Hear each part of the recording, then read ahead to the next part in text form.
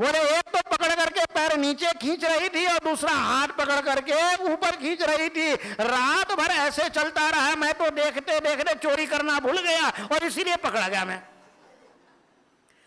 तो इसलिए नारद जी के मन में हुआ कि आखिर भगवान इतनी पत्नियां हैं, इतने बच्चे हैं, तो कैसे संभालते होंगे। इसलिए नारद जी अपनी वीणा लेकर के और वहां पर धीरे से आकर के और एक एक महलों का निरीक्षण करने लगे।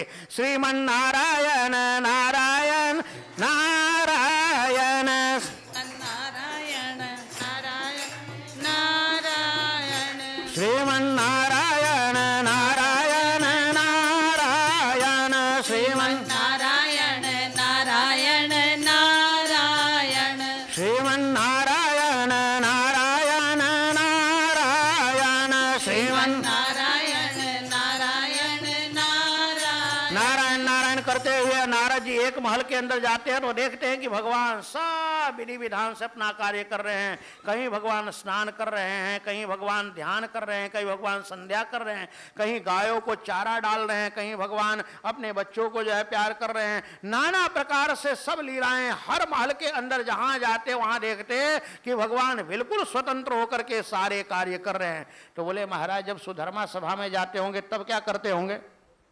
हैं? सुधर्मा सभा में तो एक ही कृष्ण जाएंगे ना।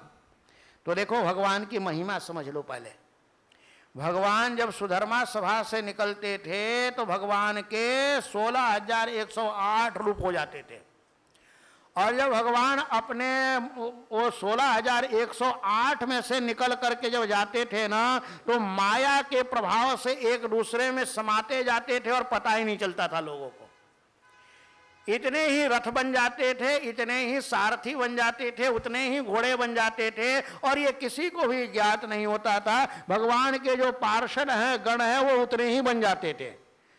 तो इससे जब भगवान अलग अलग पत्नियों के यहाँ जाते तो अलग अलग रूप हो जाता और जब सुधर्मा सभा में जाते तो सब उसमें एक दूसरे में गायब होकर के और एक ही कृष्ण वहां पर रहते। अब नारद जी ने देखा महाराज की चर्चा और कहीं महाराज कुछ कर रहे हैं, कहीं कुछ कर रहे हैं। नारद जी घर में गए, भगवान ने कहा आइए नारद जी आइए आइए। अरे महाराज बैठिए, आप संतों का तो दर्शन बड़ा दुर्लभ होता है, हमारा घर आपने पावन कर दिया। नारद जी के पैर धुलाए महाराज, बड़ा स्वागत किया और नाश्ता पानी भी करा दिया होगा। लेकिन करने के बाद धीरे से पत्नियों को कहा कि जरा तुम लोग इधर उधर जाओ।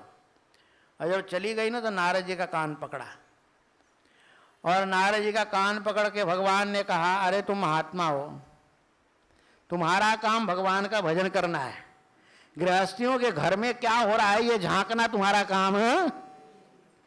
क्योंकि गृहस्थ तो अपने ढंग से जीता है, अपने ढंग से उसके सारी दिनचर्या चलती है। गृहस्थियों के यहाँ जाकर के और तुम ये देखने की चेष्टा क्यों करते हो? क्योंकि वो तो संसार है और संसार में नाना प्रकार के जो है कार्यकरण चलते रहते हैं। तब नारद जी ने भगवान को प्रणाम किया और प्रणाम करके कहने लगे भाई आपकी माया तो आप ही जानो, आप ही ये कर सकते हो और आप ही सबको संभाल सकते हो। और वास्तविकता तो ये है कि हर जीव के अंदर पुरुष रूप से भगवान नारायण और स्त्री रूप से भगवती लक्ष्मी विराजमान है। भले हम लोग अपने को अलग अलग समझें और इतने अनंत रूप धारण करके इस समय कितनी आबादी हो गई है भाई, 7-8 अरब तो हो ही गई है मनुष्यों की केवल। तो इन सारे रूपों में भगवान विराजमान होकर के और सब अलग अलग घर बना करके, अलग अलग परिवार बना करके और सबकी देखरेख कर रहे हैं कि नहीं?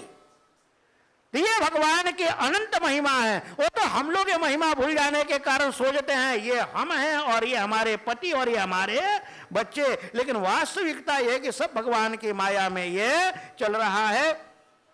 अब इधर भगवान कृष्ण की दिनचर्या देख करके, नित्य चर्चा देख करके और इधर एक निवेदन आया कि महाराज जरासंध ने 20,000 राजाओं को अपने कैद में रखा हुआ है। अब भगवान ने कहा कि इनका उद्धार हम आज नहीं कल करेंगे। बोलो वहां के बिहारी लाल।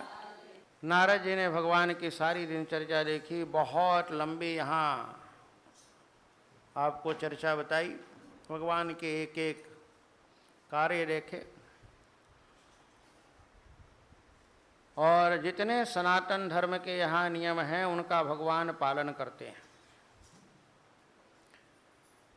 बाद में नारद जी भगवान की स्तुति करते हैं और स्तुति करने के बाद विचरण करने चले जाते हैं।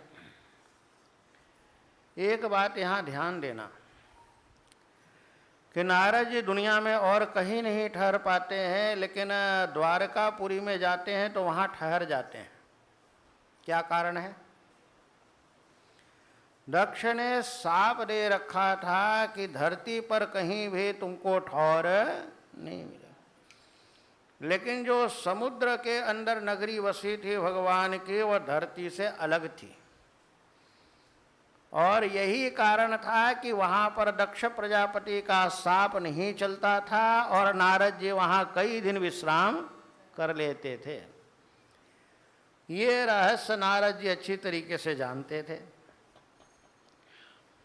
अब यहाँ एक दिन जरासंघ के जेल के अंदर जो बंदर बंद थे 20,000 करीब राजे, एक दो नहीं, और ये वो राजे थे जो दिग्विजय करते समय जरासंघ के सामने सिर नहीं झुकाया, जिन्होंने उन सबको जरासंघ ने पकड़ पकड़ करके और अपने जेल के अंदर डाल दिया। उन्होंने अपना एक दूत भगवान कृष्ण के चरणों में भेजा और निवेदन किया। वो जा करके भगवान के चरणों में नमस्कार करके और राजाओं की बात को उसने रख दिया। कृष्ण कृष्ण अप्रमेयात्मन प्रपन्ना भयभंजन वयम त्वं शरणं यामो भवभीता पृथक धिया। हे कृष्ण, आप अप्रमेय बल वाले हैं, आपके बल की कोई सीमा नहीं है, आप सब कुछ करने में समर्थ हैं। और हम सब जरासंघ की कैद में पड़े हुए हैं, बड़े दीन दुखी हैं, दुर्दशा में जी रहे हैं, इसलिए आप हमें यहाँ से निकालिए। अब जब ऐसी सूचना वहाँ पहुँची तो भगवान ने विचार किया कि देखो, एक काम के साथ कई काम सधना चाहिए। और उसी समय नारद जी आते हैं, बड़ी चर्चा होती है कि भाई क्या करना चाहिए दिग्विजय के लिए। सुखदेव जी महाराज परीक्षित को कहते हैं, राजन, नारद जी अपना प्रस्ताव रखते हैं कि पहले राजसूय यज्ञ करना चाहिए। दूसरे लोग प्रसन्न नहीं होते, वो कहते देखो, राजसूय यज्ञ का मतलब है कि सारी दुनिया पर विजय होनी चाहिए, और तो सब हमारी बात मान लेंगे, लेकिन जरासंघ हमारी बात कहाँ मानने वाला है। और जो 20,000 राजा उस जेल के अंदर बंद हैं, यदि उनको छुड़ा लिया जाए तो 20,000 राजे तो अपने हो गए ना। इसलिए हमारी दृष्टि में सबसे पहले जाकर के और जरासंघ को मारना चाहिए और तब जाकर के राजसूय यज्ञ करना चाहिए। तो सबने कहा भाई ये प्रोग्राम तो बिल्कुल ठीक है। अब मारे कैसे जाकर के? अस्त्र शस्त्र और सेना लेकर के जाके मारने जाए तो जरासंघ इतना बलवान था कि उसको मारना सरल नहीं था। उस समय भी कहते हैं 100 अक्षौहिणी सेनाएं उसके पास थी, कोई उसका बराबरी नहीं कर सकता था। तब भगवान ने कहा कि वो एक उपाय है, जो आदमी इस तरीके से न मरे उसे नीति से मारना चाहिए। और अब आकर के इधर इंद्रप्रस्थ के अंदर ये प्रोग्राम बनाया गया और कहा गया कि भाई जरासंघ के अंदर 10,000 हाथियों का बल है। 10,000 हाथी कितने होते हैं?